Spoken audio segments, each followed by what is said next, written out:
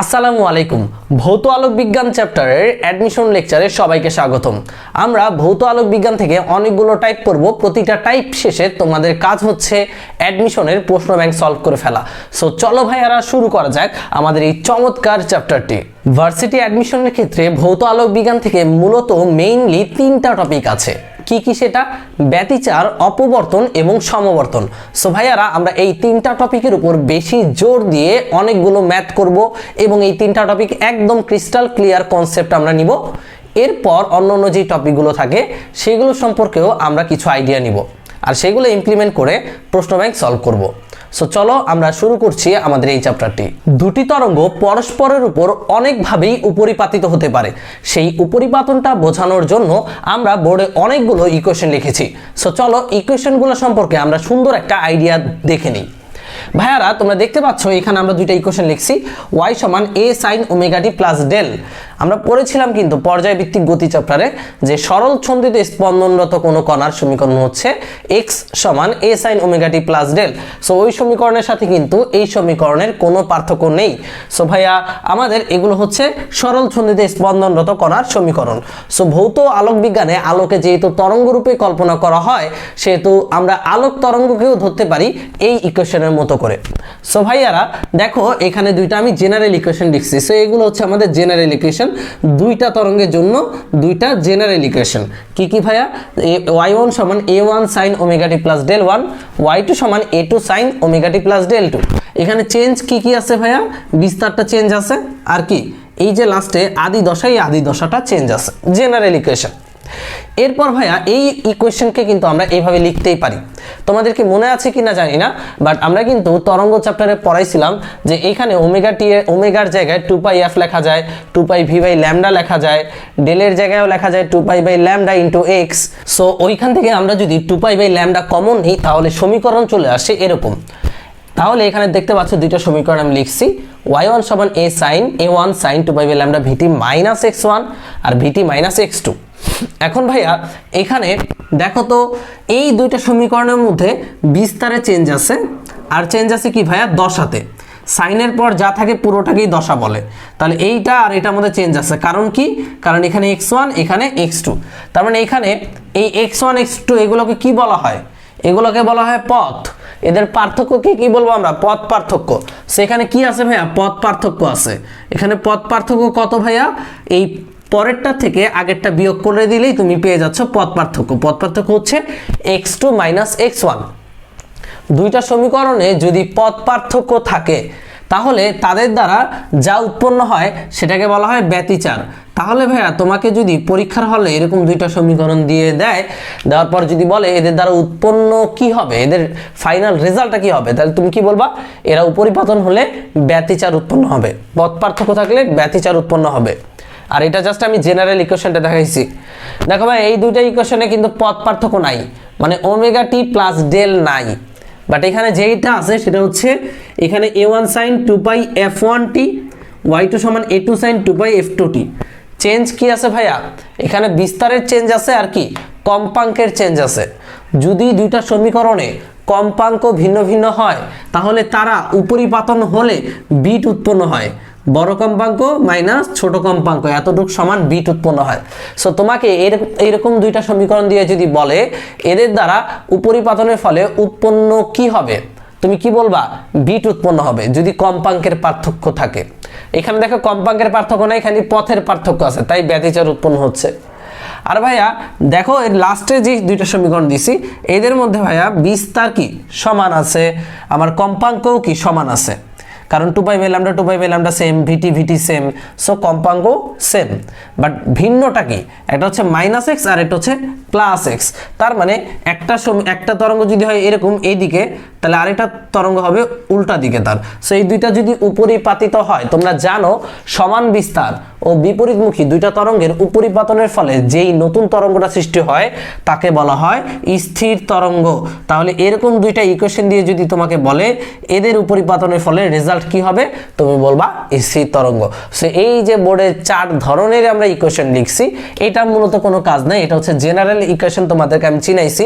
এরপর জেনারেল ইকুয়েশনে যদি পদ পার্থক্য থাকে তাহলে সেটা ব্যতিচার ক্রিয়েট করবে।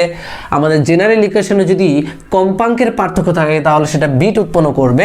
আর জেনারেল ইকুয়েশন যদি দুইটা সমান ও বিপরীত হয়, মানে একটা মাইনাস একটা প্লাস হয়, তাহলে সেটা স্থির তরঙ্গ উৎপন্ন করবে। এখন অনেকের মনে প্রশ্ন আসতে পারে, ভাইয়া যদি ইকুয়েশনে কম্পাঙ্ক এবং পথ দুইটাই ভিন্ন থাকে তাহলে কি হবে? ভাই এরকম সম্ভব না। কম্পাঙ্ক ভিন্ন থাকলে বিট, আর পথ ভিন্ন থাকলে ব্যতিচার।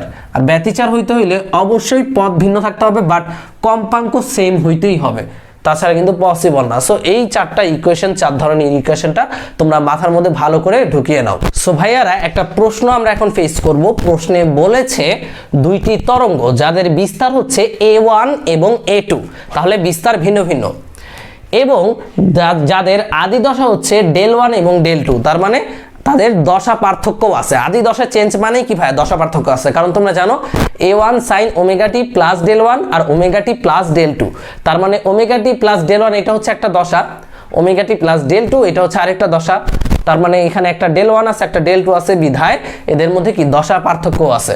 তার মানে আমরা কথা বাড়ালাম না, আমরা বলছি a1 এবং a2 বিস্তার সম্পন্ন, del1 এবং del2 আদি দশা বিশিষ্ট দুইটি তরঙ্গ উপরিপাতিত যদি হয়, উপরিপাতনের ফলে যেই লব্ধি তরঙ্গটা বা যেই মোট তরঙ্গটা সৃষ্টি হবে, যেই নতুন তরঙ্গটা সৃষ্টি হবে, ওই নতুন তরঙ্গের বিস্তার কত হবে, দশা কত হবে এবং সমীকরণ কি হবে। ভাইয়ারা চলো আমরা সেটা প্রুফ করে ফেলি। দেখো আমাদের বলছে দুইটা সমীকরণ, ধরো এই হচ্ছে আলাদা আলাদা সমীকরণ। y1 সমান বিস্তার ভিন্ন কিন্তু, সো একটার জন্য a1 sin omega t plus del1, আরেকটার জন্য y2 সমান a2 sin omega t plus del2। So এরূপ দুইটা ইকুয়েশন। আমাদের কিন্তু কম্পাঙ্কের কোনো পার্থক্য নাই, কারণ আমাদের কম্পাঙ্কের পার্থক্য কিন্তু কোথাও বলেনি। কম্পাঙ্কের পার্থক্য থাকলে এখানে ওমেগা 1t হইতো, ওমেগা 2t হইতো। সো যাই হোক, এরূপ দুইটা সমীকরণ যদি একজন আরেকজনের উপর উপরিপাতিত হয় তাহলে লব্ধি y এর সমীকরণ কত হবে, বা লব্ধি তরঙ্গের সমীকরণটা কত হবে। সো চলো সেটার প্রুফ আমরা দেখে ফেলি। সো দুইটা সমীকরণ যখন উপরিপাতন হচ্ছে, আমরা y1 এবং y2 কে যোগ করে দিচ্ছি। y1 এর জায়গায় হবে a1 sin omega t plus del1, y2 এর জায়গায় হবে a2 sin omega t plus del2। So ভাইয়ারা এখানে দেখো sin a প্লাস b এর সূত্র, জাস্ট এই অংশটা খেয়াল করো, sin a plus b। sin a plus b এর ফর্মুলা কি? sin a cos b cos a sin b, সাথে কি a1 টা তো গুণ আকারে আছেই। সো আমি a1 কে দুই সাইডে রাখবো, a1 sin a cos b, a1 cos a sin b, যেহেতু এখানে a হচ্ছে এটা, b হচ্ছে এটা। একইভাবে এখানেও sin a plus b, a2 তো দুইজনের সাথেই থাকবে, so a2 sin a cos b cos a sin b। ওকে ভাইয়া, সো এখন দেখো তো এই যে সমীকরণটা, এই সমীকরণ থেকে sin ওমেগাটি যদি আমরা কমন নিই তাহলে থাকবে a1 cos del1 plus sin omega t আর কোথায় আছে, এই যে এখানে আছে a2 cos del2। একইভাবে বাকি দুইটা থেকে, মানে এখান থেকে আর এখান থেকে যদি আমরা cos ওমেগাটি কমন নিই তাহলে আমরা পাবো a1 sin del1 plus a2 sin del2। এবার ভাইয়া আমি এই যে a1 cos del1 plus a2 cos del2, মানে এখানে জাস্ট cos আছে আর a1 a2 আছে, এটাকে আমি a cos phi ধরলাম। আবার এই যে a1 sin del1 plus a2 sin del2, এখানে a আছে এবং sin আছে, সো এটাকে আমরা a sin phi ধরলাম। এখন ভাইয়া এখানে এটা কি, এখানে বড় এটা কি? এখানে বড় এটা হচ্ছে লব্ধি তরঙ্গের বিস্তার, আর ফাই কি? ফাই আমরা এখনো চিনি না। সো দেখো তো এই সমীকরণটা থেকে a কমন যায় না, a যদি আমরা কমন নিই, দুই সাইডে a আছে, তাহলে এখানে থাকবে sin, এটাকে যদি a ধরো আর এই ফাইটাকে যদি b ধরো, sin a cos b cos a sin b, তাই না? sin a cos b cos a sin b, formula কি? sin a plus b। তাহলে এখানে sin a হচ্ছে ওমেগা টি আর b হচ্ছে ফাই। তাহলে এই যে লাস্ট যে সমীকরণটা পাইলা, এটা হচ্ছে লব্ধি তরঙ্গের সমীকরণ, y সমান a sin omega t plus phi. এখন ভাইয়া এই সমীকরণে তুমি কি কি জানো? তুমি কি এই a এর মানটা জানো? জানো না, কারণ তুমি এই a এইটাকে তুমি ধরছো, তুমি ভাইয়া এইটার বদলে a cos phi ধরছো। সো তুমি ধরা জিনিসের মান তো জানো না, সো তুমি a এর মান জানো না। তুমি ওমেগা টি এর মান খালি জানো, কারণ ওমেগা টি আমাদের আগেই দেওয়া ছিল ইকুয়েশনে, মনে আছে কি a1 sin omega t plus del 1 দেওয়া ছিল, তাই না? সো ওমেগা টি আমার জানা আছে, ফাইয়ের মান জানি না, তার মানে এই যে একটা ইকুয়েশন বের করছো এটা পুরোটা ধরার উপরে বের করছো। এই ইকুয়েশনে কিন্তু তুমি দুইটা জিনিসের মানই জানো না, এর মানও জানো না, ফাইয়ের মানও জানো না, তাই না? সো চলো এই ইকুয়েশনটা যে আমরা বানাইলাম এখান থেকে আমরা এ এবং ফাইয়ের মান বের করে ফেলি, তাইলে কিন্তু আমাদের কাজ শেষ হয়ে যাবে। সো ভাইয়ারা আমরা কিন্তু লব্ধি তরঙ্গের সমীকরণ যেটা পেয়েছিলাম ধরার উপরে সেটা ছিল y সমান a sin omega t plus phi. এখানে এইটা হচ্ছে লব্ধি তরঙ্গের সমীকরণ, যেখানে a হলো লব্ধি তরঙ্গের বিস্তার যা আমরা জানি না, ওমেগা টি আগে থেকেই জানা আছে, এবং ফাই হচ্ছে লব্ধি তরঙ্গের আদি দশা যা আমরা জানি না। সো এই সমীকরণে এই দুইটা জানতে পারলেই কিন্তু আমাদের সব কিছু জানা শেষ, কারণ আমাদের বের করতে বলেছিল লব্ধি তরঙ্গের বিস্তার মানে a, দশা মানে হচ্ছে এই পুরোটা ওমেগা টি প্লাস ফাই। কারণ ওমেগা টি জানো বাট ফাই জানো না, তাহলে কি দশা জানো হইলো না, তাহলে তোমার ফাইও জানতে হবে। এবং সমীকরণ তো এই পুরোটা, এখানে বিস্তার এবং ফাই বসায় দিলেই সমীকরণটা পেয়ে যাচ্ছ। সো মূলত আমাদের এ এবং ফাইটা বের করতে হবে। সো কিভাবে বের করব ভাইয়ারা? আমরা দুইটা সমীকরণ যাদেরকে আমরা ধরছিলাম মনে আছে কি, আমরা ধরছিলাম a cos ফাই, কাকে ধরছিলাম a1 cos del 1 plus a2 cos del 2 কে, আর a sin ফাই কাকে ধরছিলাম a1 sin del 1 plus a2 sin del 2 কে। সমীকরণ নাম্বার দিলাম 1, সমীকরণ নাম্বার দিলাম 2।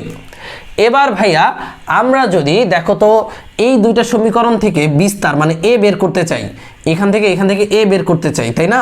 আমি 1 নংকে স্কোয়ার করলাম এবং 2 নংকে স্কোয়ার করলাম, করে যোগ করে দিলাম, 1 নংকে স্কোয়ার করে 2 নংকে স্কোয়ার করে যোগ করে দিলাম। তাহলে দেখো তো ভাই এখান থেকে এই যে এই দুইটা থেকে a স্কোয়ার কমন যাবে, তাহলে পরে থাকবে sin square phi plus cos square phi মানে কত 1, তাহলে a স্কোয়ার সাথে 1 গুণন দিলে 1ই হয়, তাই না? এরপর দেখো তো এই সাইডেও কি ভাই স্কোয়ার করে যোগ করতে হবে, এই পুরোটার স্কোয়ার প্লাস এই যে এই পুরোটার স্কোয়ার, তাই না? এবার তোমাদের কাজ হচ্ছে 9 10 এর বীজগণিত করা, এটা তোমাদের কাজ সম্পূর্ণ। এটা হচ্ছে a plus b whole square, a plus b whole square formula পড়বে, a square plus 2ab plus b square, অনেক বিশাল একটা ফর্মুলা আসবে, তাই না? ওইখান থেকে a1 স্কোয়ার কমন নিবা, দেখবা sin square del plus cos square del 1 হয়ে যাচ্ছে, a2 স্কোয়ার কমন নিবা, ওইটাও দেখবা sin square del plus cos square del আকারে সেজে যাবে 1 হয়ে যাবে। তারপরে 2a1 a2 cos এর একটা ফর্মুলা পাবা, cos a cos b plus sin a sin b, যার ত্রিকোণমিতিক ফর্মুলা হচ্ছে cos a মাইনাস b মানে cos del 1 মাইনাস del 2।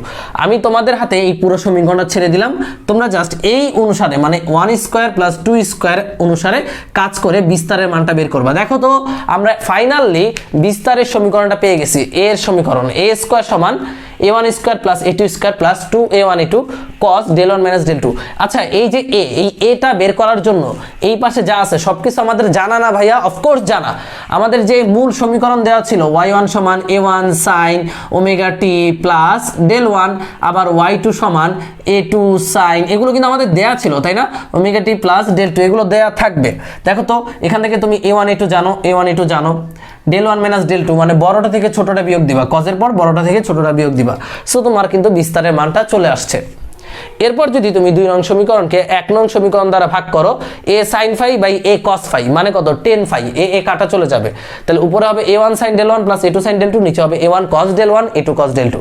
এই সমীকরণটা থেকেও তুমি কিন্তু ফাইয়ের মান বের করতে পারবা। ফাইয়ের মান বের করে এখানে বসায় দিলে তোমার বিস্তারও হয়ে গেল, ফাইও হয়ে গেল, সমীকরণও হয়ে গেল কমপ্লিট। সো আমরা যা পড়লাম তার একটা সামারাইজ করে দিই, কারণ অনেকের মাথায় প্রমাণটা ঢুকে জোরে জোরে বাড়ি দিচ্ছে, যার ফলে অনেকের কাছে কমপ্লিকেট মনে হচ্ছে। বাট চলো আমরা ইনিমিনি চিনিতে এটা পড়ার ব্যবস্থা করে ফেলি।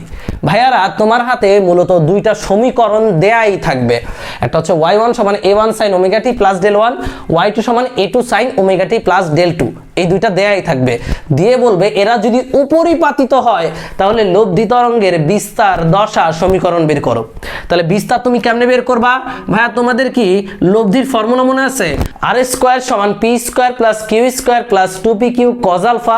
সিমিলারলি বিস্তারের সমীকরণটা সেরকমই, a স্কোয়ার সমান a1 স্কোয়ার, দেখো এখান থেকে a1 নিয়ে আসবা, প্লাস a2 স্কোয়ার, ওইখান থেকে a2 নিয়ে আসবা, প্লাস 2a1 a2 মানে 2pq cos আলফা। আলফা কত ভাইয়া? এখানে আলফার জায়গায় খালি বসাবা কি জানো? আলফার জায়গায় বসাবা দশা পার্থক্য। এই দুইটা সমীকরণের দশা পার্থক্য, এই যে এইটা থেকে এটা বিয়োগ বা বড়টা থেকে ছোটটা বিয়োগ। সো আমি এখানে আলফা না বসায় লিখতেছি দশা পার্থক্য, মানে সাইনের পর যা আছে তা বিয়োগ করে দিবা, শেষ। সো এইখান থেকে তুমি বিস্তারের মানটা পেয়ে যাবা। এরপর কি দশা জানতে হলে আমার জানতে হবে কি ওমেগা টি প্লাস ফাই, তাই না? ওমেগা টি তো জানাই আছে, তাহলে কাকে জানতে হবে? ফাইকে। তো ফাই জানতে কোনো প্যারা নাই, ফর্মুলা হচ্ছে টেন ফাই। কি ফাই? Tan phi. টেন মানে কি? সাইন বাই কস না? সো উপরে সাইন থাকবে, নিচে কস থাকবে। এখানে সাইন কয়টা? দুইটা। কি কি ভাইয়া? a1 sine del 1 plus a2 sine del 2 divided by a1 cos del 1 plus a2 cos del 2। So এইখান থেকে ফাই এর মানটা বের করে ফেলবা। এই ক্যালকুলেশনটা, এই যে এতটুক, এটা কিন্তু ভার্সিটিতে আসার মতো না, এটা সায়েন্স টেকনোলজির জন্য, কারণ ক্যালকুলেটর ছাড়া এটা কিন্তু ক্যালকুলেট করাটা পসিবল হয় না। সো ফাই এর মান এখান থেকে বের করে ওমেগা টি প্লাস ফাই করে দিবা, ওইটাই হচ্ছে আমাদের দশা। এরপর কি? সমীকরণ। ভাইয়া তুমি এ পাইছো, তুমি ফাই পাইছো, সমীকরণে তোমাকে কে আটকায়? সমীকরণটা হচ্ছে y সমান a এর মানটা এখানে বসাবা, sign omega t plus phi এর মানটা এখানে বসাবা, শেষ, সমীকরণ কমপ্লিট। বিস্তার, দশা, সমীকরণ। বিস্তারের সমীকরণটা কিন্তু খুবই ইজি। রুট আর সমান root over of P square plus Q square plus 2p Q cos alpha. A সমান root over of a1 square plus a2 square plus 2a1 a2 cos আলফার জায়গায় খালি বুঝতে হবে এই দুইটা সমীকরণ বা গিভেন দুইটা সমীকরণের দশার পার্থক্য। টেন ফাই, উপরে সাইন নিচে কস। আর এই যে ফাই এবং এ এর সমীকরণ, এর মানটা পাইলাম, এটা আমরা যদি লব্ধি সমীকরণে বসাই দিই তাহলে আমরা কি ভাইয়া? উপরিপাতনের ফলে লব্ধি তরঙ্গের সমীকরণটা পেয়ে যাব। আমরা যা শিখলাম তা নিয়েই আমরা এখন একটা প্রশ্ন সলভ করব। আমাদের দেয়া আছে দুইটা আলাদা আলাদা তরঙ্গের সমীকরণ, y1 সমান 2 sign omega t plus 80 degree, y2 সমান 4 sign omega t plus 20 degree.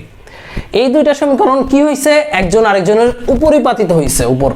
So এদের উপরিপাতনের ফলে লব্ধি যে তরঙ্গটা সৃষ্টি হয় সেই তরঙ্গের বিস্তার, দশা, সমীকরণ বের করো। সো ভাই আমরা বিস্তারের ঠাডায়া ফর্মুলা জানি। ফর্মুলাটা কি? a সমান root over of a1 square plus a2 square plus 2a1 a2 cos দশা পার্থক্য। তাহলে a1 স্কয়ার, এখানে a1 হচ্ছে 2, a2 মনে করো 4, তাহলে a1 স্কয়ার মানে আমি একেবারে ভ্যালু বসাই দিচ্ছি 2 square plus 4 square plus 2a1 a2 cos এর পর কি দিতে হয়? দশা পার্থক্য। তার মানে এইটা থেকে এটা বিয়োগ করে দিব, বড়টা থেকে ছোটটা বিয়োগ করে দিবা। ভাই এটা থেকে এটা বিয়োগ করলে ওমেগা টি কাটা চলে যায়, পরে থাকবে 80 মাইনাস 20, 80 ডিগ্রি মাইনাস 20 ডিগ্রি, তাই না ভাইয়া? 80 ডিগ্রি মাইনাস 20 ডিগ্রি মানে কত? 60 ডিগ্রি। cos 60 ডিগ্রি মান হচ্ছে হাফ। সব ভ্যালু বসায় দেখবা বিস্তারের মানটা বের হচ্ছে 2√7 মিটার, যেহেতু বিস্তারের একক হচ্ছে মিটার। সো ভাই এটা ক্যালকুলেট করার দায়িত্ব হচ্ছে তোমাদের, 2√7 মিটার আসবে। তাহলে আমাদের বিস্তার বের করা কমপ্লিট। এবার দশার পালা। দশা মানে কি ভাইয়া? ফাই বের করতে হবে মোট কথা। তাহলে 10 ফাই এর ফর্মুলা কি? a1 sine del 1 plus a2 sine del 2। a1 মানে কত? 2 সাইন ডেল 1 মানে কত? 80 ডিগ্রি প্লাস a2 মানে কত ভাই? 4 সাইন ডেল 2 মানে কত ভাই? 20 ডিগ্রি। সিমিলারলি নিচে একই কথা, a1 cos del 1 মানে 2 cos 80 degree plus a2 cos del 2 মানে 4 cos 20 ডিগ্রি। সো এটা মুখে মুখে ক্যালকুলেট করা পসিবল না, সেখান থেকে তোমরা ফাই 10 ইনভার্স করে, মানে 10 ইনভার্স এখানে যে রেজাল্টটা পাবা ওইটা হচ্ছে আমাদের ফাই এর মান। তো তোমার বিস্তার বের হইছে, তোমার ফাই বের হইছে। ফাই মানেই কি ভাইয়া? ফাই মানেই কি? ফাই বের হওয়া মানেই কিন্তু ওমেগা টি যেহেতু দেয় আছে, তাহলে দশা হচ্ছে ওমেগা টি প্লাস ফাই, শেষ। এরপর কি? সমীকরণ। ভাই সমীকরণ আমরা সবাই বের করতে পারবো। সমীকরণ আমি নীল কালি দিয়ে লিখতেছি, y সমান a মানে কত? 2√7 a sine omega t plus phi, শেষ। এই হচ্ছে আমাদের সমীকরণ। সমীকরণে খালি ফাই এর মান বসাবা আর এ এর মান বসাবা, কমপ্লিট। সো ভাই এই ধরনের কমপ্লিট ম্যাথ কিন্তু ইঞ্জিনিয়ারিং এ বেশি আসে, বাট ভার্সিটি অ্যাডমিশনের জন্য তোমাকে শুধু বিস্তারটা বের করতে বলতে পারে। আর এটা কিন্তু আমি তরঙ্গ চ্যাপ্টারে একটা ম্যাথ করায় দিছিলাম এরকম। উপরিপাতন রিলেটেড চমৎকার একটি ম্যাথ আমরা এখন করব। এই চমৎকার ম্যাথটিতে তোমরা দেখতে পাচ্ছ a/3 এবং a/2 বিস্তার বিশিষ্ট তিনটি তরঙ্গ 0 ডিগ্রি, পাই এবং পাই/2 দশা কোণে উপরিপাতিত হলে বিস্তার ও দশা কত? লব্ধির বিস্তার ও দশা কত? ভাই এই মনে করো একটা বিন্দু, এই বিন্দুতে a/3 a/2 এই বিস্তার বিশিষ্ট তিনটা তরঙ্গ 0 ডিগ্রিতে, তার মানে প্রথমটা 0 ডিগ্রিতে, 0 ডিগ্রি বলতে মনে করো এইদিকে, এই হচ্ছে প্রথমটা এ। দ্বিতীয়টা ভাইয়া পাই, দ্বিতীয়টা পাই বলতে a/3টা হচ্ছে পাই দশায়, তাহলে এই হচ্ছে দ্বিতীয়টা, মানে এটা হচ্ছে a/3। তৃতীয়টা মানে a/2, a/2টা হচ্ছে π/2 দশাকোণে, তার মানে এই মনে করো a/2, এটা হচ্ছে a/2, এইভাবে তোমাদের চিত্রটা আঁকতে হবে। এইভাবে উপরিপাতিত হচ্ছে কয়টা বিন্দুতে? একটা বিন্দুতে। সো এই একটা বিন্দুতে লব্ধি তরঙ্গের বিস্তার ও দশা কত? ভাইয়া তোমরা এখানে লব্ধি তরঙ্গের বিস্তার বের করবা, কারণ তিনটা দিয়ে তো আমরা বিস্তার বের করা শিখি নাই, সেখানে আমরা দুইটা বানাবো। কিভাবে দুইটা বানাবো দেখো তো, এই a এবং a/3 পরস্পর কি বিপরীতমুখী না ভাইয়া? বিপরীতমুখী হলে একটা আরেকটাকে কিন্তু নাকচ করে দিতে চায়। সো আমরা বিপরীতমুখী হলে ডিরেক্ট বিয়োগ করে দিব। তারপরে শুধুমাত্র এইটা আর এটা চিন্তা করলে, মানে a এবং a/3 চিন্তা করলে আমরা দেখতে পাচ্ছি একজন আরেকজনের বিপরীতমুখী, তাহলে এই দুইটার মধ্যে কম্পিটিশন হলে জিতবে কে?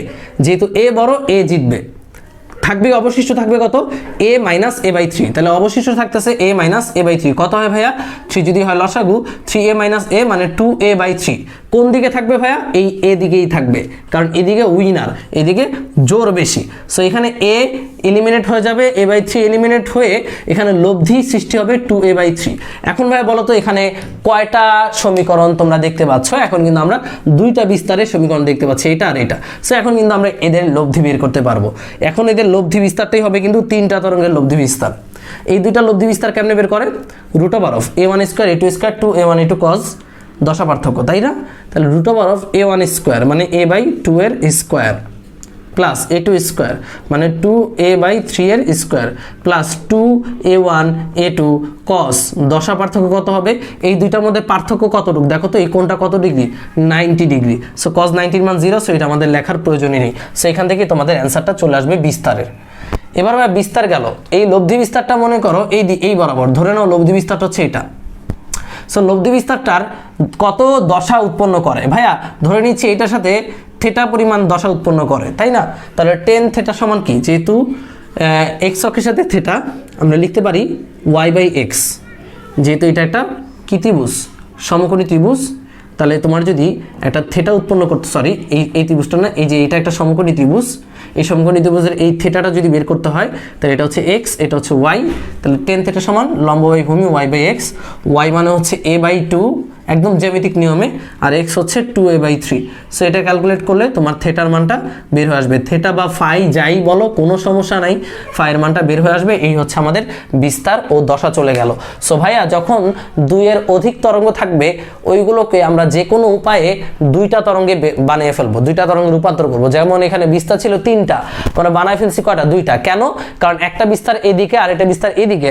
সো এই দুইটার জন্য আমরা কি করেছি? বড় থেকে ছোটটা বিয়োগ করে দিয়েছি ডিরেক্ট, কারণ দুইটা বিপরীতমুখী। বিপরীতমুখী হলে একজন আরেকজনকে প্রশমিত করতে চায়, দ্যাটস আমরা বিয়োগ করে দুইটা থেকে একটা বানায় ফেললাম, আর একটা ছিল লম্ব বরাবর।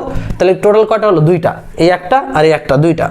আর এই দুইটার লব্ধি কিভাবে হবে ভাইয়া? তোমরা নিশ্চয়ই জানো, x এবং y লম্বভাবে থাকলে লব্ধি হবে √x² + y²। সো এভাবে আমরা বিস্তার বের করে ফেললাম, আর একই পদ্ধতিতে আমরা দশা কোণটাও বের করে ফেললাম। সো আশা করি তোমরা এই ম্যাথটা বুঝতে পেরেছো। টাইপ 2তে আমরা পড়বো দশা পার্থক্য এবং পথ পার্থক্যের মধ্যে রিলেশন। ভাইয়ারা এটা কিন্তু আমরা তরঙ্গ পর্যাবৃত্তিক গতি চ্যাপ্টারেও পড়েছি। এই চ্যাপ্টারেও এটা কিন্তু ভয়াবহ ইম্পর্টেন্ট। এখান থেকে একটা প্রশ্ন আসেই, দশা পার্থক্য এবং পথ পার্থক্যের মধ্যে সম্পর্ক। তাই আবার একটু তোমাদেরকে মনেই করিয়ে দিচ্ছি। ভাইয়া দশা পার্থক্য পথ পার্থক্যের মধ্যে সম্পর্ক কি? দশা পার্থক্য সমান 2π/λ ইন্টু পথ পার্থক্য।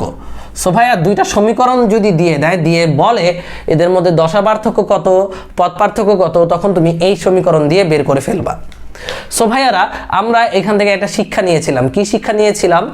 শিক্ষাটা নিয়েছিলাম যদি দশা পার্থক্য 2π এর চেয়ে বড় হয়, যদি 2π এর চেয়ে বড় হয়, তাহলে সেটাকে আমার ইলিমিনেট করে হয় 2π বানাইতে হবে, না হয় 2π এর চেয়ে কম বানাইতে হবে। যেমন ধরো কোনো একটা অঙ্কের দশা পার্থক্য আসলো 9.5π, তাহলে ওইটাই কি তুমি অ্যান্সার রেখে দিবা? না, এটাকে তোমার 2π বা 2π এর চেয়ে কম বানাইতে হবে। তাহলে এটার মধ্যে কয়টা 2π আছে? 9.5π মানে কি ভাইয়া? তুমি কি 8π + 1.5π লিখতে পারো না? অফকোর্স পারো। আর 8πটা তুমি বাদ দিয়ে দিবা। কেন বাদ দিয়ে দিবা? কারণ 8π মানে 4টা 2π, তার মানে এখানে যাত্রা শুরু করে আবার এখানে আসলো একটা 2π, 2টা 2π, 3টা 2π, 4টা 2π, 4টা 2π সাথে একই প্লেসে আসতেছে, তাই না? সো 8π এর কোনো মিনিং নেই, সেখানে 8π বাদ। তাহলে অ্যান্সার কত ভাইয়া? 1.5π। ওকে ভাইয়া, সো এইভাবে কিন্তু অ্যান্সারগুলো বের করতে হবে। যদি অ্যান্সার 2π আসে তাহলে ঠিক আছে 2π, বাট অ্যান্সার যদি 8π আসে তাহলে অ্যান্সার কিন্তু দিতে হবে 2 পাই, অপশন দাগিতে হবে 2 পাই। সো এই জিনিসগুলো কিন্তু আমি আগের চ্যাপ্টারে ভালো করে আলোচনা করেছি।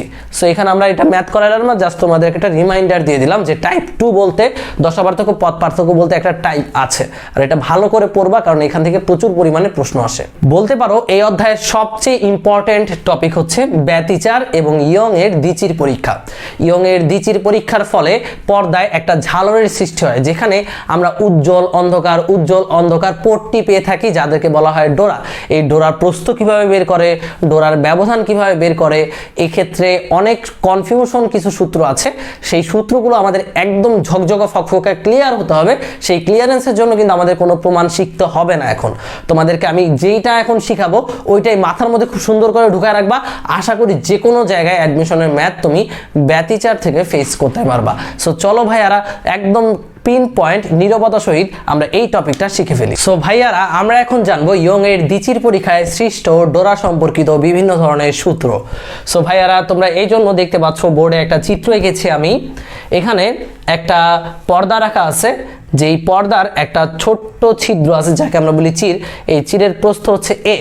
এই চির দিয়ে সূর্যের আলো প্রবেশ করার পর সেটা আরও একটা পর্দায় পড়ার ফলে উপরিপাতনের ফলে একটা ঝালরের সৃষ্টি হয়। সেই ঝালরটাকে বলে ব্যতিচার ঝালর। সো ভাইয়া এই চির বরাবর যেই ঝালরটা সৃষ্টি হয় সেটা অলওয়েজ ব্রাইট হয়, ব্রাইট বা উজ্জ্বল হয়। এই জন্য এটাকে বলা হয় কেন্দ্রীয় উজ্জ্বল বা কেন্দ্রীয় চরম। চরম মানেই উজ্জ্বল আর অবম মানে হচ্ছে অন্ধকার। সো সেন্টার বরাবর যেটা উৎপন্ন হয় এটাকে বলা হয় কেন্দ্রীয় চরম।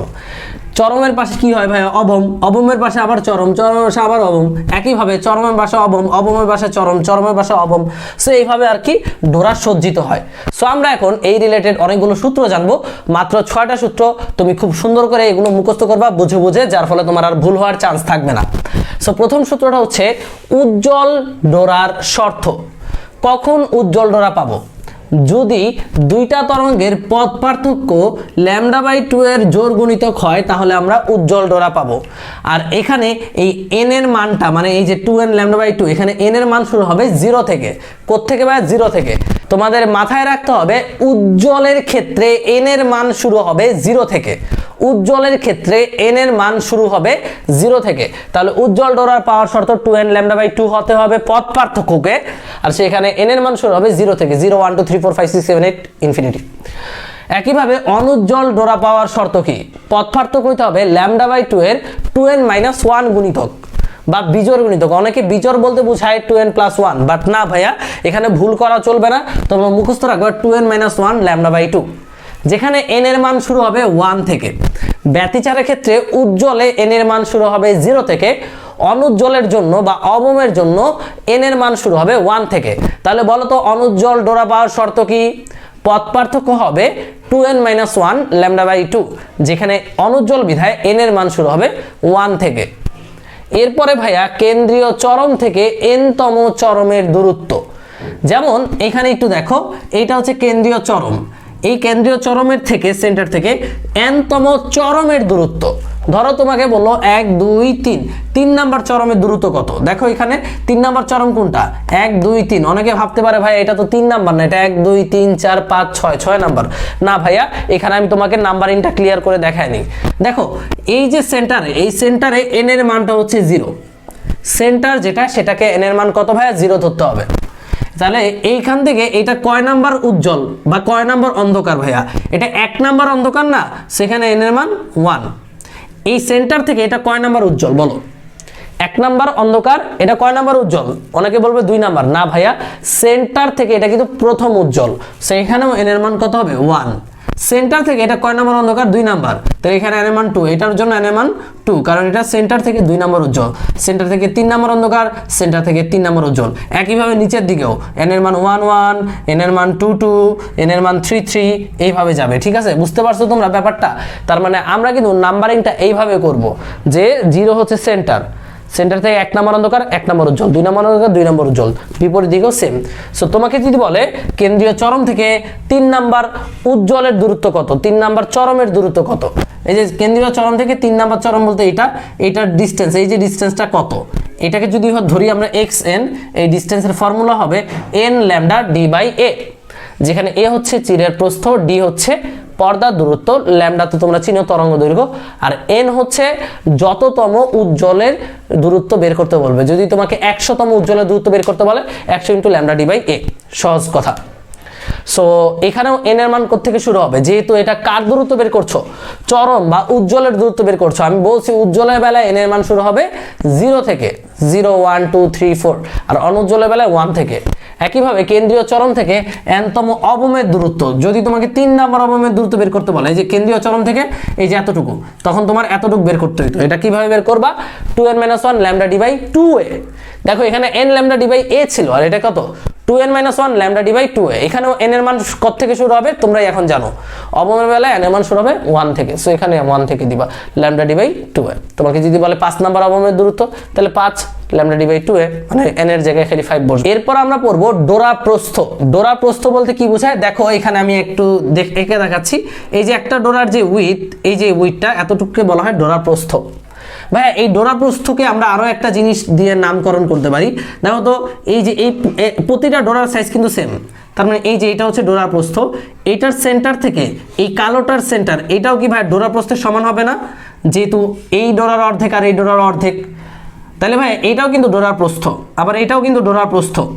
সো ডোরা প্রস্থকে আমরা দুইভাবে সংজ্ঞায়িত করতে পারি। একটা হচ্ছে ডোরা প্রস্থ তো আছেই, সাথে কি আবার একটা উজ্জ্বল থেকে আরেকটা অনুজ্জ্বলের দূরত্ব, বা একটা চরম থেকে একটা অবমের দূরত্ব, তাই না? তাহলে আমরা লিখতে পারি ডোরা প্রস্থ বা একটি চরম ও একটি অবমের দূরত্ব λ/2a। এখানে কোনো এনটেন নাই, কারণ এটা তো ফিক্সড জিনিস, λ/2a। এখানে এ কিন্তু চিরের প্রস্থ। অনেকে ভাবে যে ভাইয়া বইয়ে তো 2a কেই চিরের প্রস্থ ধরছে, না, আমি শুধু a কেই চিরের প্রস্থ ধরছি। So λ/2a। ওকে, এরপরে ডোরা ব্যবধান। ডোরা ব্যবধান হচ্ছে এতটুকু ভাইয়া, ডোরা ব্যবধান হচ্ছে এতটুকু, মানে দুইটা ডোরার প্রস্থ। ডোরা ব্যবধান বলতে কি বোঝায়, দুইটা ডোরার প্রস্থ।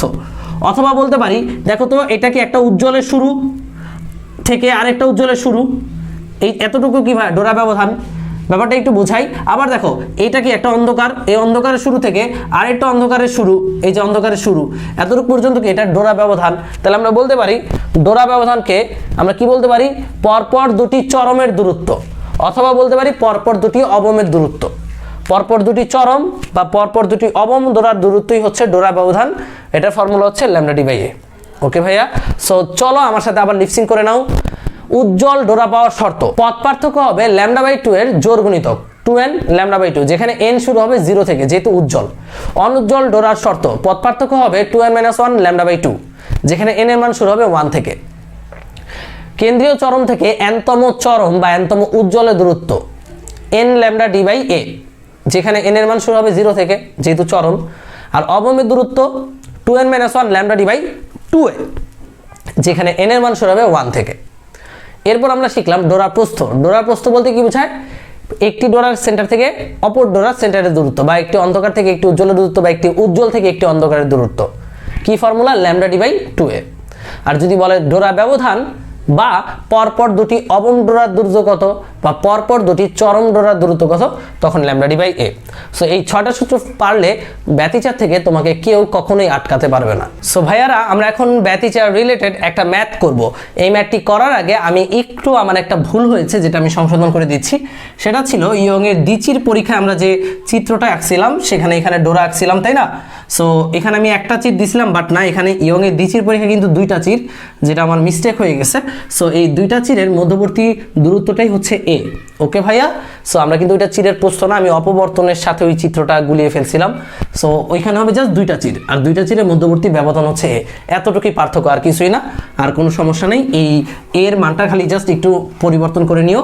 a হচ্ছে 2টা চিরের মধ্যবর্তী দূরত্ব। সো এখন আমরা এই ম্যাথটি করব। এই ম্যাথটিতে তোমরা দেখতে পাচ্ছ ইয়ং এর দ্বিচির পরীক্ষা শূন্য মাধ্যমে করা হলো। ওকে, শূন্য মাধ্যমে করা সম্পন্ন হয়েছে। এবার চির থেকে পর্দার দূরত্ব d এবং চিরদ্বয়ের ব্যবধান a একই রেখে 4/3 প্রতিসরাঙ্কের তরলে পরীক্ষাটি করা হলো। তার মানে একটা শূন্য মাধ্যমে পরীক্ষা করা হয়েছে, আর একই পরীক্ষাটা দূরত্ব সব একই রেখে 4/3 প্রতিসরাঙ্কের তরলে করা হলো। তাহলে ডোরা প্রস্থের অনুপাত কত হবে? সো প্রথমত শূন্য মাধ্যমে ডোরা প্রস্থ কত সেটা জানতে হবে। ধরে নাও শূন্য মাধ্যমে ডোরা প্রস্থ, ডোরা প্রস্থের ফর্মুলা কিন্তু সবাই আমরা জানি। ডোরা প্রস্থ x সমান লিখছিলাম λd/2a এ, তাই না? এটা ধরে নাও শূন্য মাধ্যমে, শূন্য মাধ্যমে তোমার ল্যামডা হচ্ছে ল্যামডা নট, আর ডোরা প্রস্থ হচ্ছে এক্স নট। আর 4/3 প্রতিসরাঙ্কের মাধ্যমে আমার ধরে নাও এক্স প্রাইম হয়ে গেল, সেটা কত হবে ডলার প্রস্থ? দেখো ভাই ডি এবং এ কিন্তু চেঞ্জ হবে না, কারণ আমাদের বলেই দিছে ডি এবং এ কিন্তু একই থাকবে। তাহলে চেঞ্জ হবে কে ভাইয়া?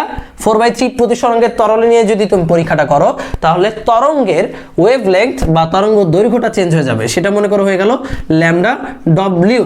ওকে ভাইয়া, সো এই যে দুইটার অনুপাতটা কত হবে?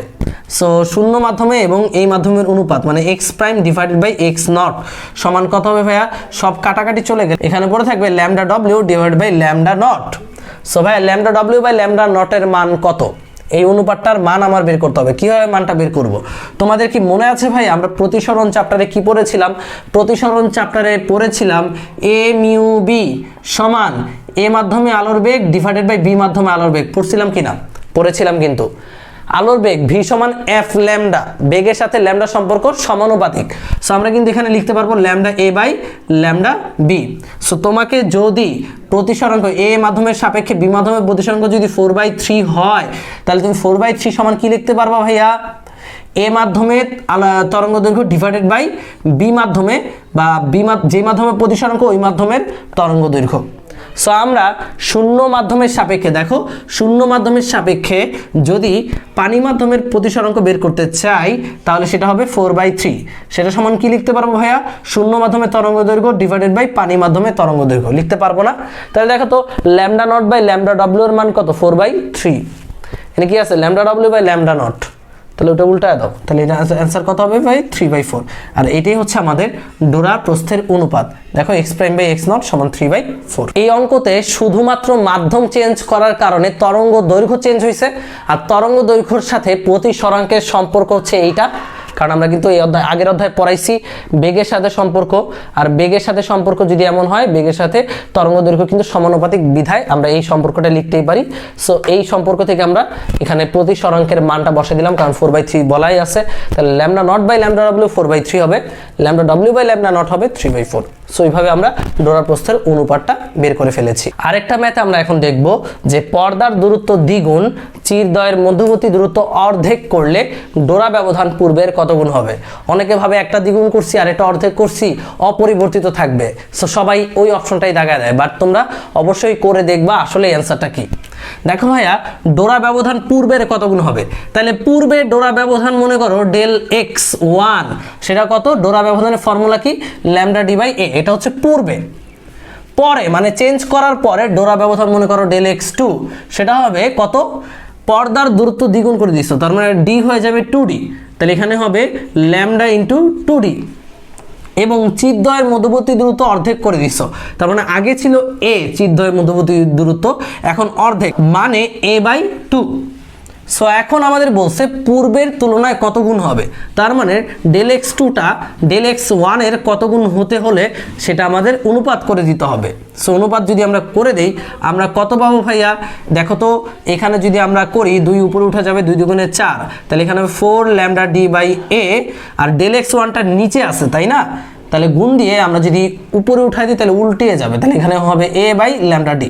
এগুলো তোমরা জানো, ল্যামডা ডি কাটা এ কাটা, তাহলে দেখো তো 4 হবে। তার মানে ডেল x2 বর্তমান ডোরা ব্যবধানটা হবে পূর্বের তুলনায় 4 গুণ। সো ভাইয়া ডোরা ব্যবধান কিন্তু 4 গুণ হয়ে গেছে। এই কোশ্চেনটা আমি কমপ্লিট করিনি, আমি জাস্ট এখানে লিখছি 11 ল্যামডা 15 ল্যামডা। ভাইয়ারা কোনো একটা বিন্দুতে দুইটা তরঙ্গ উপরিপাতিত হচ্ছে, তাদের দুইজনের পথ যথাক্রমে একজনের পথ হচ্ছে 11 ল্যামডা, আরেকজনের পথ বলে দিছে 15 ল্যামডা। তো এরপর প্রশ্ন করেছে এই বিন্দুতে কি ধরনের ডোরা পাবো, উজ্জ্বল নাকি অনুজ্জ্বল? সো এদের দুইটা পথ দেয়া আছে। আচ্ছা ভাইয়া পথ থেকে কি ধরনের ডোরা পাবো এই ডিসিশন নিতে হলে আমাদের কি জানতে হয়? শর্ত জানতে হয়, উজ্জ্বলের শর্ত অনুজ্জ্বলের শর্ত। উজ্জ্বলের শর্ত কি?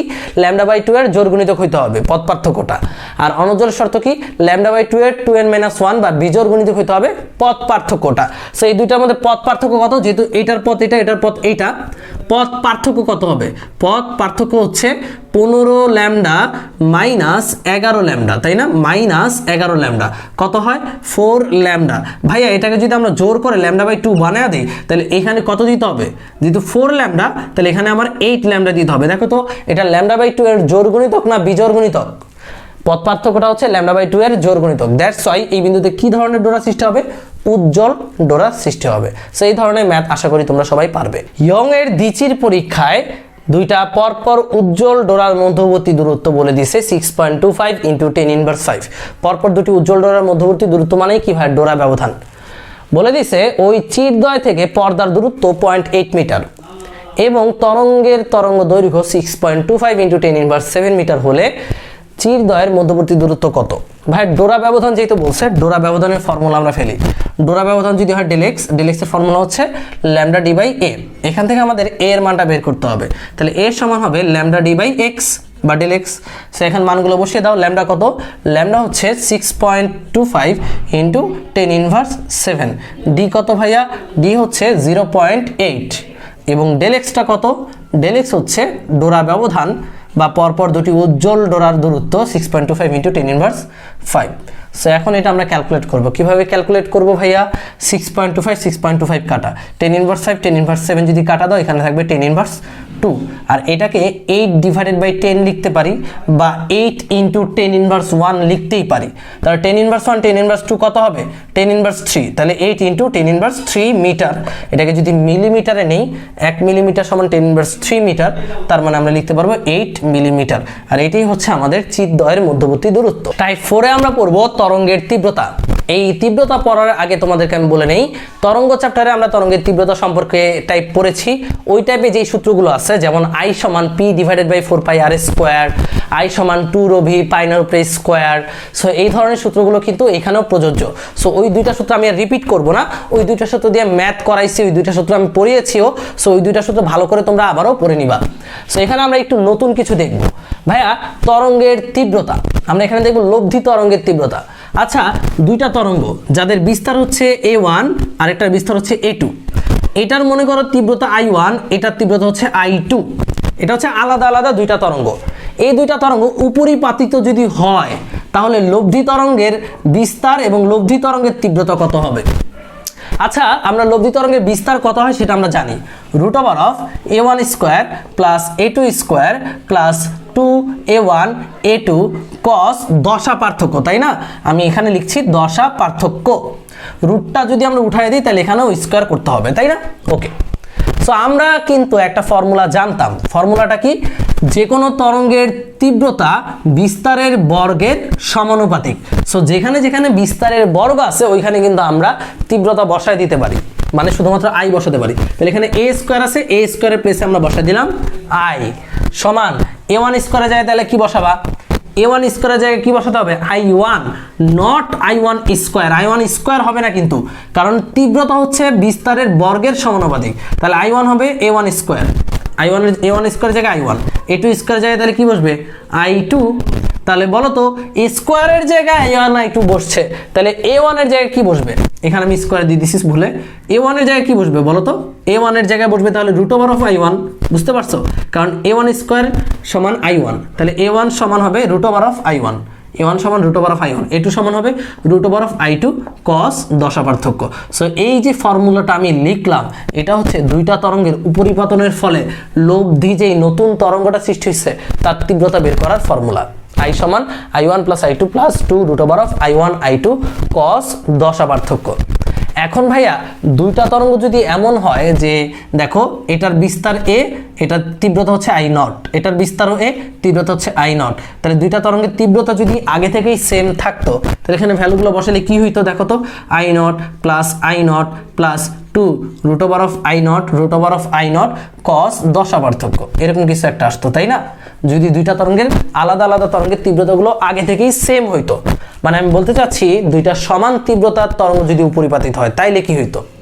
এটা হচ্ছে ভিন্ন তীব্রতার তরঙ্গ উপরিপাতিত হলে, আর সমান তীব্রতার তরঙ্গ উপরিপাতিত হলে এরকম।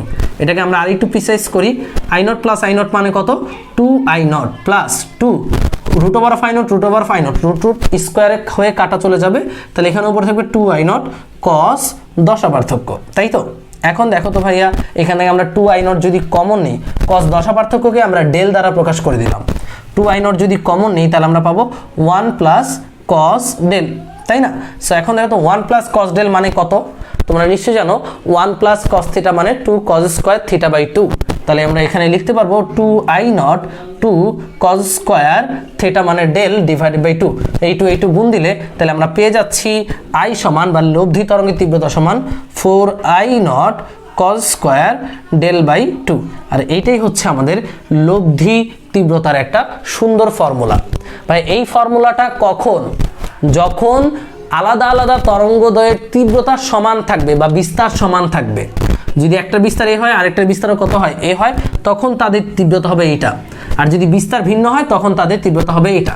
সো তোমরা এই যে বক্স করা দুইটা ফর্মুলা লিখছি, এই দুইটাই মুখস্থ করে নিবা যে বিস্তার একই হলে লব্ধি তীব্রতা হবে i সমান 4i0 cos square del by 2। Del কি ভাইয়া? ডেল হচ্ছে দশা পার্থক্য। আর বিস্তার যদি ভিন্ন হয় তাহলে লব্ধি তীব্রতা হবে i1 plus i2 plus 2 root over of i1 i2 cos দশা পার্থক্য। সো এই দুইটা সমীকরণ একদম ঠাড়া মুখস্থ করে ফেলো। একটা হচ্ছে বিস্তার ভিন্ন হলে আর একটা হচ্ছে বিস্তার সমান হলে। তীব্রতা সম্পর্কিত এই চমৎকার ম্যাথটি চলো আমরা করি। এই চমৎকার ম্যাথে তোমরা দেখতে পাচ্ছ দুইটি আলাদা আলাদা তরঙ্গের তীব্রতা দেয়া আছে, যে একটি তরঙ্গের তীব্রতা 9i আরেকটি তরঙ্গের তীব্রতা 4i। তাহলে এরা যদি উপরিপাতিত হয়, কি হয়? উপরিপাতিত হয়, তাহলে এদের সর্বোচ্চ তীব্রতা এবং সর্বনিম্ন তীব্রতার অনুপাত কত হবে? ভাইয়ারা এরা যদি উপরিপাতিত হয়, এদের সর্বোচ্চ তীব্রতা মানে i ম্যাক্সিমাম এবং i মিনিমাম সর্বনিম্ন তীব্রতার অনুপাত কত হবে? ভাই তীব্রতার ফর্মুলা কি জানো? বলো। তীব্রতার ফর্মুলা জানো i1 প্লাস i2 যদি যেহেতু তীব্রতা তাদের ভিন্ন, সো তোমরা জানো i1 plus i2 plus 2 root over of i1 root over of i2 cos দশা পার্থক্য, তাই না? cos দশা পার্থক্য। ভাই তীব্রতা ম্যাক্সিমাম কখন হবে? যখন তাদের মধ্যে কোনো দশা পার্থক্য থাকবে না, তখন তীব্রতা হবে চরম বা ম্যাক্সিমাম। তারা যদি একই দশায় মিলিত হয় বা কোনো দশা পার্থক্যই না থাকে, সো দশা পার্থক্য যখন 0 ডিগ্রি তখনই কিন্তু আমাদের তীব্রতা ম্যাক্সিমাম, এটা তোমার বুঝে নিতে হবে। আর দশা পার্থক্য যখন 180 ডিগ্রি তখন তীব্রতা হবে মিনিমাম। তাহলে আমরা লিখতে পারবো i1 প্লাস i2 মানে মিনিমামের প্লেসে লিখতে পারবো 2 root over of i1 i2 সবই সেম, খালি দশা পার্থক্যটা কি হবে ভাইয়া? 180 ডিগ্রি হবে। আর এখানে দশা পার্থক্য হবে 0 ডিগ্রি। দশা পার্থক্য 0 ডিগ্রি হলে ম্যাক্সিমাম, 180 ডিগ্রি হলে মিনিমাম। সো এখানে মানগুলো বসিয়ে দাও। i1 এর মান কত ভাইয়া? 9i। i2 এর মান কত ভাইয়া? 4i। তারপরে হচ্ছে 2 রুট ওভার অফ i1 মানে 9i, i2 মানে 4i, cos 0 ডিগ্রি মানে 1। একইভাবে এখানেও বসিয়ে দাও 9i plus 4i plus 2 root over of 9i root over of 4i, cos 180 degree মান হচ্ছে -1। -1টা আমি এখানে না রেখে -1টা প্লাসের সাথে গুণ করে দিলে এটা হয়ে যাবে মাইনাস। এবার তুমি ভ্যালুগুলো বের করে ফেলো। 9i প্লাস 4i মানে 13i। রুট যদি গুণ করে দাও, দেখো তো 4 নং 36, i গুণ করলে কত হবে? আচ্ছা ফার্স্ট অফ অল এটা সুন্দরভাবে করি আমরা। দেখো 9i প্লাস 4i মানে কত? 13i প্লাস 2 রুট 9 করলে কত হয়? 3 root over of i, root 4 করলে কত হয়? 2 root over of i, root i গুণ করলে শুধুমাত্র i পেয়ে যাব। একইভাবে নিচেও একই কাজ, এখানে 13i, খালি এখানে হবে মাইনাস 2 ইন্টু 3 ইন্টু 2i। এখন করে ফেলো কত হয়? 3 × 6 6 2 12, 12i প্লাস 13i কত হয় ভাইয়া? 25i। আর এখানে কত আসতেছে? 13i মাইনাস 12i মানে শুধু i কাটা চলে গেলে i max divided by i min কত আসতেছে ভাইয়া? i max এবং i মিনিমামের অনুপাতটা আসতেছে 25:1। আর এটাই হচ্ছে আমাদের উত্তর। এই ধরনের ম্যাথগুলো কিন্তু প্রচুর পরিমাণে ইঞ্জিনিয়ারিং অ্যাডমিশনে এসে থাকে, সো এটা ভালো করে অ্যানালাইসিস করবা। এখন আমরা জানবো অপবর্তন বা ডিফ্র্যাকশন সম্পর্কে। ভাইয়ারা অপবর্তন মূলত দুই প্রকারের, ফ্রেনেল শ্রেণীর অপবর্তন এবং ফ্রনহোফার শ্রেণীর অপবর্তন। আমাদের বইয়ে মূলত ফ্রনহোফার নিয়েই আলোচনা করা হয়েছে।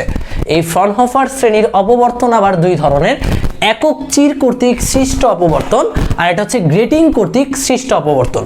সো এই দুই ধরনের অপবর্তনটাই আমরা পড়ব, একক চিরের জন্য এবং গ্রেটিং কর্তৃক সৃষ্ট অপবর্তন।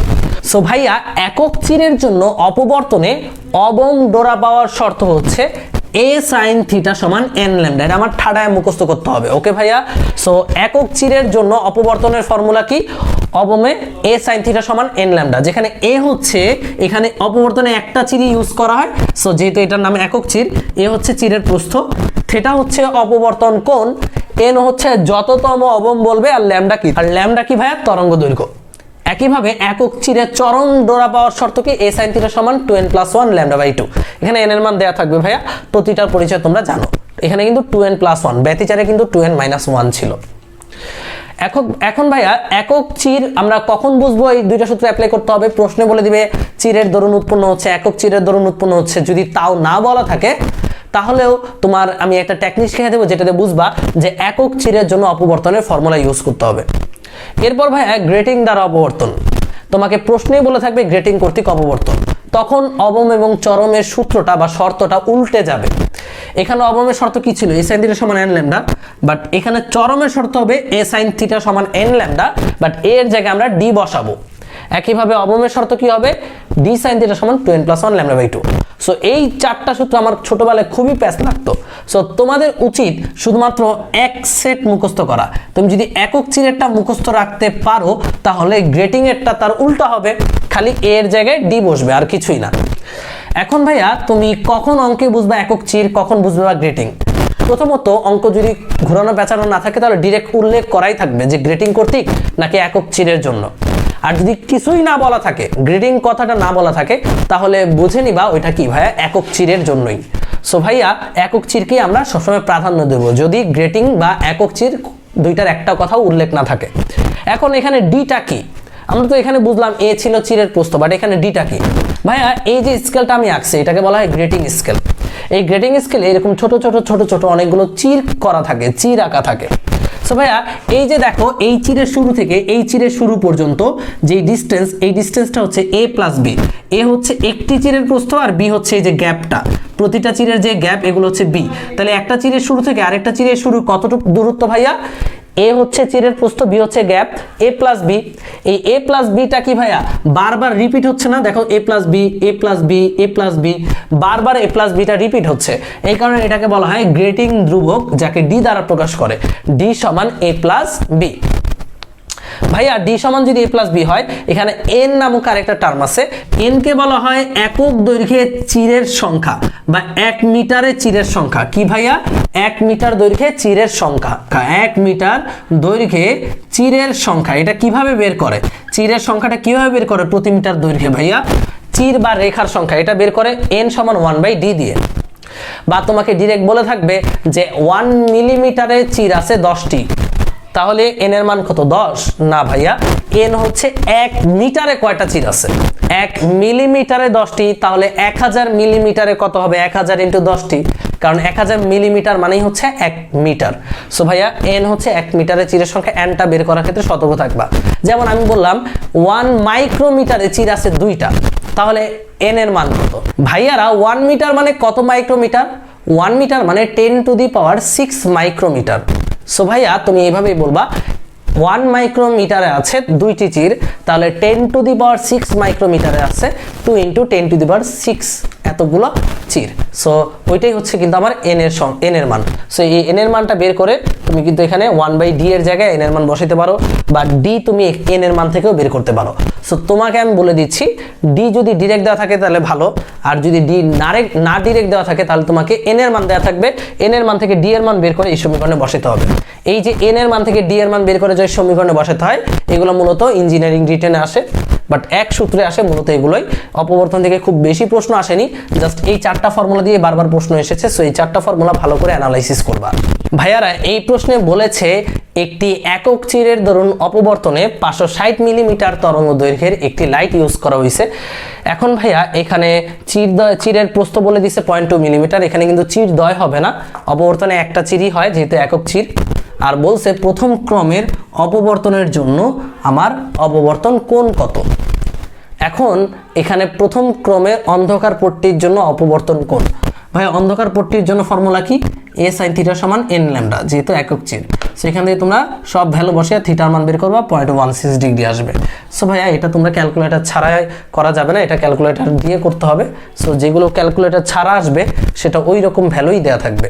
সো ভাইয়া এই অপবর্তন থেকে তুমি যা সূত্র মুখস্থ করে অঙ্কে ইমপ্লিমেন্ট করবা, প্রশ্ন ব্যাংক খুলেই দেখতে পারবা, এখান থেকে বেশি একটা প্রশ্ন আসেনি। সো এইগুলো সলভ করার দায়িত্ব তোমাদের। টাইপ 7-এ আমরা পড়বো সমাবর্তন বা পোলারাইজেশন।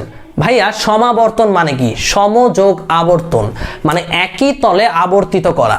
কিভাবে সেটা করা যায় ভাইয়ারা? তোমরা চিত্রে দেখতে পাচ্ছ আমরা একটা অনুপ্রস্থ তরঙ্গ একটা স্লিট বা একটা চিরের মধ্যে দিয়ে বা একটা গেটের মধ্যে দিয়ে পাস হতে দিচ্ছি। সো গেটটা যখন লম্বালম্বি আছে তরঙ্গটা পুরোটা পাস হতে পারলো। আবার পরবর্তী সেম গেটটা রাখছি, গেট যেহেতু লম্বালম্বি আছে, দেখো লম্বালম্বি আছে, সো সে ফুললি পাস হতে পারতেছে। বাট আমরা যদি এই গেটটাকে এইভাবে থেকে এইভাবে শুয়ে দেই তাহলে কি এই তরঙ্গটা পুরোটা পাস হতে পারবে? পারবে না। কিন্তু তখন দেখা যাবে যে শুয়ে দিলে জাস্ট তখন গেটটার প্রস্থ ছিল এরকম, যদি শুয়ে দেই গেটের প্রস্থ কিন্তু দেখা যাবে যে শুয়ে দিলে এরকম হয়ে গেছে, তাই না ভাইয়া? তখন এটার মধ্যে পাস হতে গেলে তরঙ্গটা আর এরকম থাকবে না, তরঙ্গটা সোজা হয়ে যাবে। সো ভাইয়া দেখো তো তরঙ্গটা আগে দুইটা তলে কাঁপতেছিল এক্স ওয়াই, বাট এখন জাস্ট এক তলে যাচ্ছে। কেমনে এটা বানাইলাম? জাস্ট একটা গেটটাকে একটু ডিরেকশনটা চেঞ্জ করে দিয়ে, গেটের আগে লম্বাভাবে ছিল, আমি এখন অনুভূমিকভাবে শোয়াই দিয়েছি গেটটাকে, এরকম ছিল আমি এভাবে করে দিয়েছি। সো তখন আর গেটটা দিয়ে যেতে পারতেছে না। ধরতে পারো তুমি একটা দরজা, এই হচ্ছে দরজা, দরজা দিয়ে আগে তরঙ্গটা ফুলি যেতে পারছে, বাট আমরা এখন দরজাটাকে কেমন করে দিছি, এরকম কাত করে দিছি। সো এখন কিন্তু তরঙ্গটা ফুলি যেতে পারবে না, তরঙ্গটার অ্যাম্প্লিটিউড বা বিস্তার কিন্তু কমে যাবে। সো ভাইয়া এখন সে একই তলে আবর্তিত হলো। এই যে ঘটনাটা, এই ঘটনাকেই বলা হয় সমাবর্তন। এই সমাবর্তনের মাধ্যমে আলোক তরঙ্গকে আমরা একই তলে আবর্তিত করি। চলো ভাইয়া সেটা কিভাবে করি একটু আলোক তরঙ্গের বেলায় দেখে নিই। আলোক তরঙ্গকে সমাবর্তিত করতে হলে আমাদের একটা বিশেষ ধরনের ক্যালাস লাগবে, যার নাম হচ্ছে টুরমালিন ক্যালাস। টুরমালিন ক্যালাস, ওকে ভাইয়া? সো এই যে ক্যালাসটা, এই ক্যালাসের মধ্যে দিয়ে বিভিন্ন তলে এই আলোটা কম্পিত হচ্ছে, এই আলোটাকে আমরা পাস হতে দেব। সো যখন আলোটা পাস হতে চাইবে, এই টুরমালিন ক্যালাসের জাস্ট গেট হচ্ছে এই বরাবর, ওকে? এই গেট দিয়ে জাস্ট দেখো তো এই আলোটা কি এই গেট দিয়ে পাস হতে পারবে? পারবে না, কারণ এই আলোটা কাঁপতেছে এই বরাবর। আলো কিন্তু বিভিন্ন তলেই কাঁপে, তাই না?